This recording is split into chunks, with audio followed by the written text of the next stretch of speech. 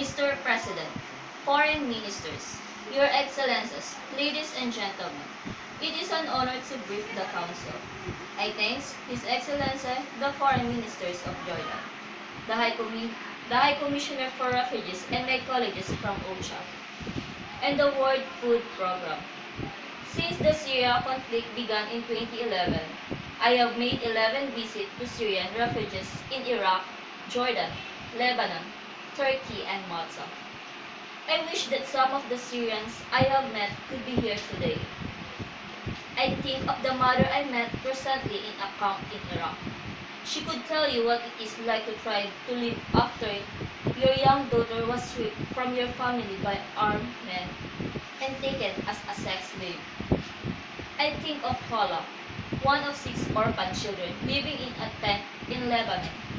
She could tell you what it is like to share the responsibility for feeding your family at the age of 11, because your mother died in an airstrike and your father is missing. I think of Dr. Ayman, a doctor from Aleppo, who watched his wife and 3-year-old daughter drown in Mediterranean when a smuggler's boat collapsed, packed with hundreds of people. He could tell you what it is like to try to keep your loved ones safe in a war zone, only to lose them in a desperate bid for safety after all other options have failed.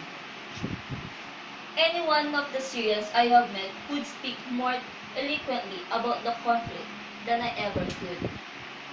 Nearly 4 million Syrian refugees are victims of a conflict they have no part in. Yet, they are stigmatized, unwanted, and regarded as a burden. So I am here for them because this is their United Nations. Here, all countries and all people are equal, from the smallest and most broken member states to the free and powerful.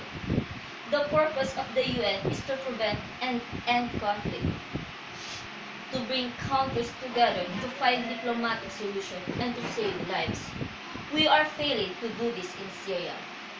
Responsibility for the conflict lies with the warring parties inside Syria.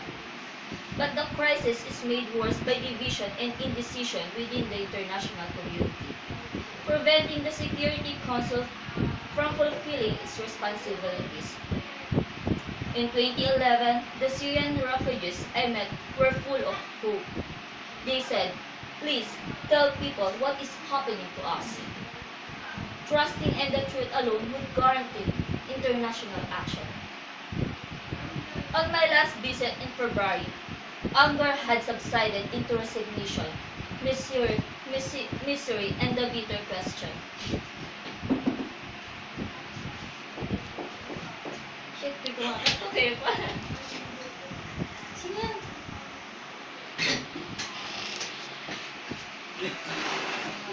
Thank you sa pagkatok Wala na, umpisa uli. Ituloy mo na. Ikakat na lang kapag nagpa-edit. Sino ba ako?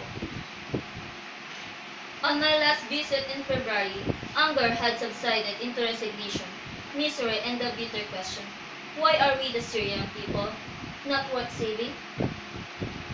To be a Syrian caught up in this conflict is to be cut off from every law and principle designed to protect innocent life. International humanitarian law prohibits torture, starvation, the targeting of schools and hospitals, but these crimes are happening every day in Syria. The Security Council has powers to address these threats to international peace and security, but those powers lie unused. The UN has adopted the responsibility to protect concept, saying that when a state cannot protect its people, the international community will not stand by. But we are standing by in Syria. The problem is lack of political will. And I say this as someone who is proud to have been part of the UN system for 13 years. I don't think enough people realize just how many people are fed, sheltered, protected, and educated by the United Nations every day of the year.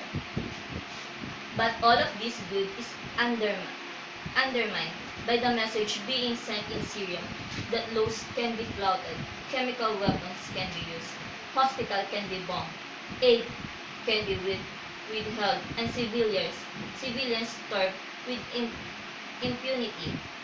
So on behalf of Syrian refugees, I make three pleas to the international community. The first in appeal for unity. It is time for the Security Council to work as one to end the conflict and reach a settlement that also brings justice and accountability for the Syrian people. Second, I echo that has been said about supporting Syrian neighbors who are making an extraordinary contribution. And third, the barbarism of those inflicting systematic sexual violence demands a much greater response from the international community. We need to send a signal that we are serious about accountability for these crimes, for that is the only hope of establishing any deterrence. And I call on member states to begin preparations now so that Syrian women are fully represented in future peace negotiations in accordance with multiple resolutions of the Security Council. And if I may make a wider final point to conclude my remark, the crisis in Syria illustrates that our inability to find diplomatic solution causes mass displacement and trap millions of people in exile, statelessness, and displacement. 52 million people are forcibly displaced today, a sea of excluded humanity. And while our priority must be ending the Syrian conflict, we must also broaden out the discussion to this much wider problem. Our times will be defined not by the crises themselves, by the way we put together as an international community to address them. Thank you.